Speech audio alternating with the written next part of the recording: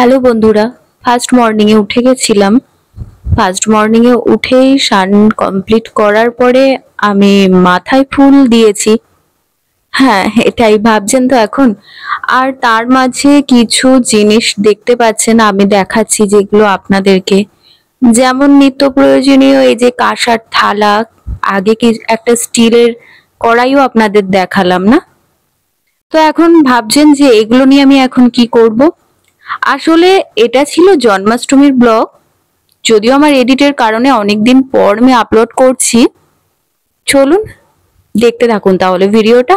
তার আগে India West Bengal Nadia district থেকে এখন আমার এই লং ভিডিওটা আপনারা দেখছেন। আসলে কি জানেন তো, প্রত্যেক বছরই আমাদের বাড়িতে জন্মাষ্টমী পুজো হয়। আর মা সেই ভোর থেকে শুরু করে প্রসাদ তৈরি বলুন, সাথে ঘর সাজানোর, সাথে ঠাকুর সাজানো, সমস্তটাই কমপ্লিট করে নিজের হাতেই পুজোটা সেরে নিতেন। যদিও মাকে আমি টুকটাক যেটুকু পারতাম সেটুকুই হেল্প করে দিতাম।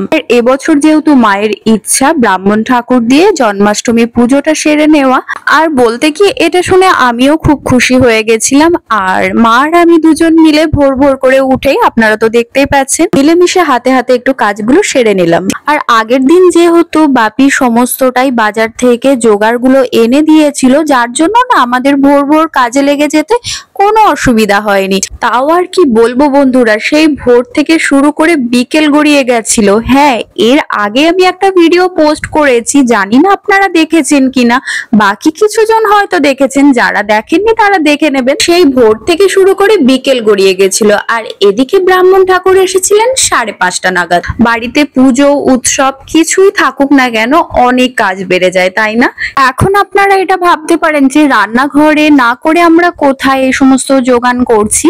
তো রান্নাঘরেই করবার ইচ্ছা ছিল, কিন্তু আমি বরং মাকে বললাম যে চলো সমস্ত কাজগুলো বারান্দাতে করাটাই বেস্ট হবে। যেহেতু প্রসাদ, ঠাকুরের প্রসাদ, আর সমস্তটাই আলাদাভাবে করা হচ্ছে।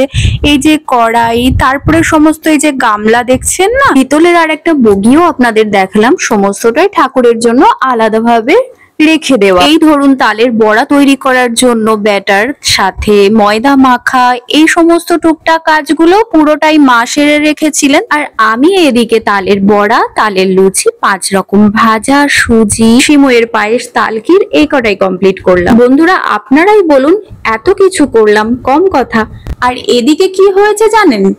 এত কিছু আয়োজন কমপ্লিট করতে করতে মাঝখানে একবার ভেবেছিলাম কিছুটা সময় গ্যাসের ফ্লেমটা অফ করে আমি একটু গোপুসোনাকে সাজিয়ে নেব।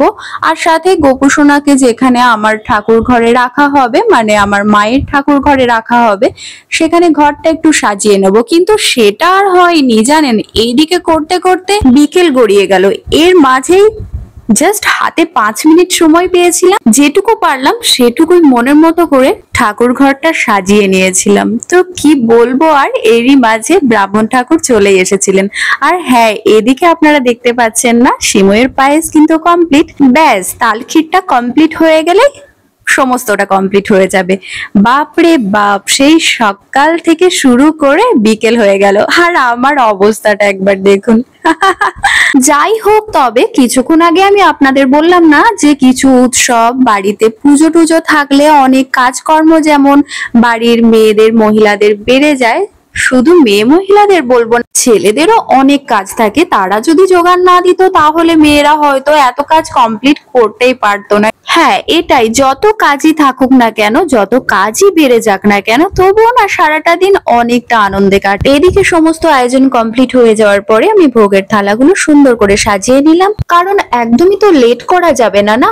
এদিকে অনেকটাই তাড়া ছিল, পুরোহিত মশাই চলে আসবেন। আচ্ছা, আমার ভিডিওর মাধ্যমে তো আপনাদের সমস্তটাই আমি শেয়ার করলাম। অবশ্যই জানাবেন কমেন্টস করে যে মায়ের ঠাকুর ঘরটা কতটা সুন্দর করে আমি সাজাতে পারলাম। যদিও হাতে আমার এমন কিছু তো বেশি সময় ছিল না, জাস্ট 5টা মিনিট। এই 5টা মিনিটের মধ্যে যেটুকু পারলাম সেটুকুই সাজালাম। এদিকে বলতে বলতে ঠাকুর মশাই এসে গেলেন। ओम नमः सर्वेभ्यो देवीभ्यो नमः ओम नमः सर्वो देवादिगणेभ्यो नमः शंकरानचनं स्वामयम् श्रीभूतक्षुर्मितमतो नमो नमो धरा उड़ीसाय हुए সেই দুরাচার পৃথিবীকে তাড়না করিল বহুবার, সহিতে না পারি দুঃখ পৃথিবী করেছ হেতায় আগমন, ব্রহ্মা বলিলেন প্রভু করি নিবেদন, শিবের বলিয়ানে হয়ে কংস সুর পৃথিবীতে দায় সদা। শ্রীকৃষ্ণায় বাসুদেবায়। জয় গোপাল, রাধে রাধে, হরে কৃষ্ণ। সকলের মঙ্গল হোক এটুকুই প্রার্থনা করি। আর হ্যাঁ বন্ধুরা, আপনারা তো স্বচক্ষে দেখলেন যে পুজোটা আমাদের অনেক সুন্দরভাবে সম্পন্ন হলো আর দিনটাও অনেক সুন্দরভাবে কেটেছে। যাই হোক, আমার ভিডিওটা কেমন লাগলো অবশ্যই জানাবেন। নেক্সট ভিডিও খুব তাড়াতাড়ি আসছে। আপাতত টাটা, বাই।